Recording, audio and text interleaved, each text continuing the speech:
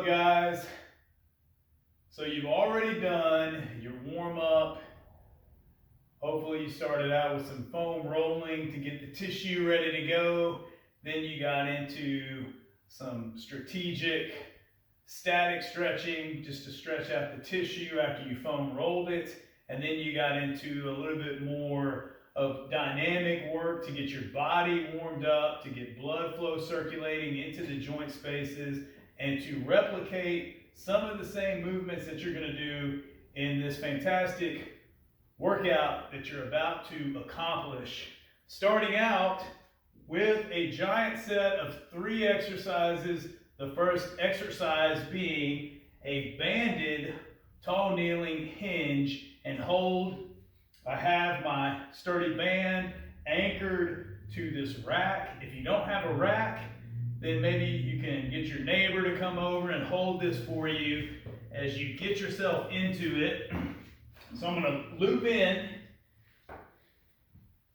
If you don't have a band, if your neighbor's not going to come over and hold this for you, if you don't have a rack, then you can also do this unbanded, but I'm going against this resistance.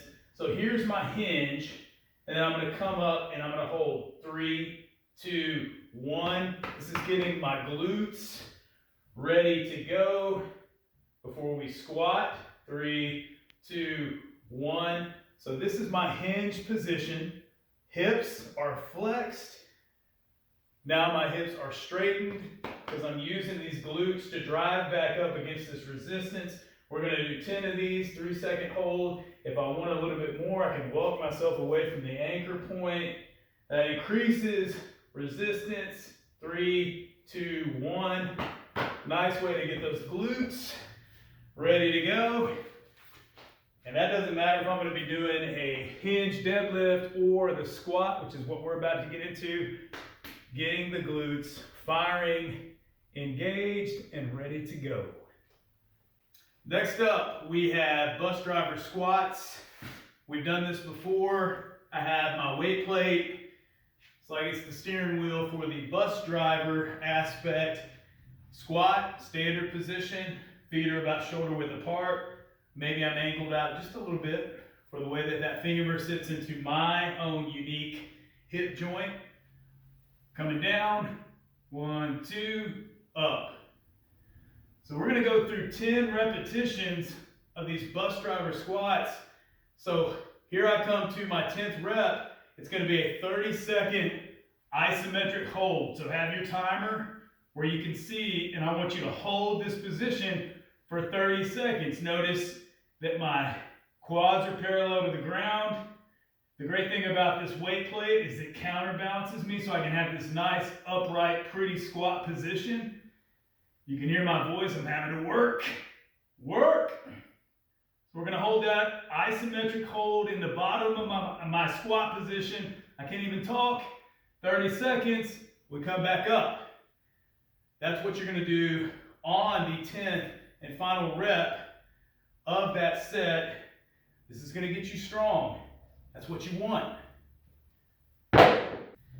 Banded upright row. I'm going to step into my band, anchoring it underneath my feet. Upright row, elbows high and outside. I have my hands somewhat close together, just inside of my hip width. 3, 2, 1. So notice pulling this right underneath my chin. Elbows high and outside, 3-second hold at the top is going to give me that time under tension. 15 reps, banded upright row. So that's going to be the 3 exercises in this giant set. I'm going to cycle through that with little rest. We're going to go through 1 complete set of that, and then we're actually going to total 3 times through that particular giant set. Move well, be efficient, minimal rest, hydrate as needed. To the next giant set, 3 different exercises than the first. We're going to run through this 3 times. The first exercise is a banded squared position, single arm press. So I've put 2 bands together, anchored. Of course, most of this programming is going to be centered around bands, time under tension. If you do not have the bands and you're following this programming, I mean, obviously you're going to have to find another alternative, whether it's with a dumbbell, but we're switching it up. This is what we're doing. So let's demonstrate square position. We have been staggered before. Now I'm going to square up. So from here, I'm in an athletic posture. You can see I'm going to put my hand here. 2. So I'm going to put that out there and hold that resistance for a 2 count. Right back in. I'm not letting this weight pull me back. My chest is always going to be squared up, straight ahead, position. 2, 1, right back. So the goal is to really feel that tension. I'm going to get 12 of those on each side.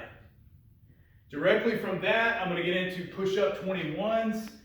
We're going to do 7 each rep of 3 different variations of a push-up. First 7, standard, width apart, chest to deck. We're going to do 7 like that. Then I'm going to take myself out to a nice wide arm position, chest to deck. We'll get 7 in that fashion. And then I'm going to get myself into a spade or diamond hand position. Very narrow hand position, more triceps. And we're going to get 7 just like that. So we go standard, we go out wide, it's going to be a little bit more shoulder. We come in narrow, it's going to be a little bit more tricep. 7, 7, 7. Hey, that math works out to be 21, baby. Push up 21s. All right, so we're going to do a 4-point position, single arm banded row. A lot of core, a lot of stability that's going to be involved with this. You know, honestly, I titled this a 4-point position, really, because this hand is going to be on the band. It's a 3-point position, so therefore we're resisting rotation as we do this drill. So here's the setup. I have my band, and let's make a note here for you guys that might be in a traditional gym setting following this programming. If you don't have access to the bands and they have a cable machine there, you can obviously use the cable machine because it's going to be the same thing happening really as with the bands. It's just you're going to be pulling actual weight on the cable machine. So I start out in this position. Technically right now I'm in a 6-point position, hands, knees, toes in the ground. What I'm going to do is I'm going to pop knees up. So now I'm in a 4-point position. I'm going to walk myself back, tension in the band. Here I am, I'm going to pull, hold it for a 2 count. We're going to get 12 of these on each side. Notice I am still squared up to the ground and I'm not rotating up. I'm going to square my sternum up to the floor and I'm pulling. Hold that for a second, feel that tension. 2, 1. We're going to get 12 of those on each side. You're definitely going to feel your core having to stabilize, and you're going to feel back and bicep as you pull. 12 each side. Maintain stability, no rotation. You've gone through the strength. Both the giant set, strength sessions, you've gone through that part of the training. Let's finish this out with some stamina work. A nice couplet, 5 rounds of 10 ruck cleans, 10 sit-ups. Take your ruck, make sure you loop your straps in a way where these are secure and stuff's not slapping you in the face. My clean, I'm here, using my hips. There's 1, down. Keep that spine in a good position. Going from ground to shoulder level, front racket. So we'll get 10 of these ruck cleans, 35 up to 55 pounds in your pack. Then I'm down. Gonna go ahead and put hands up here on my collarbones, down, up to where my elbows are up, contact with my knees. So we'll get 10 of these, and it's back and forth from cleans to sit-ups 5 rounds.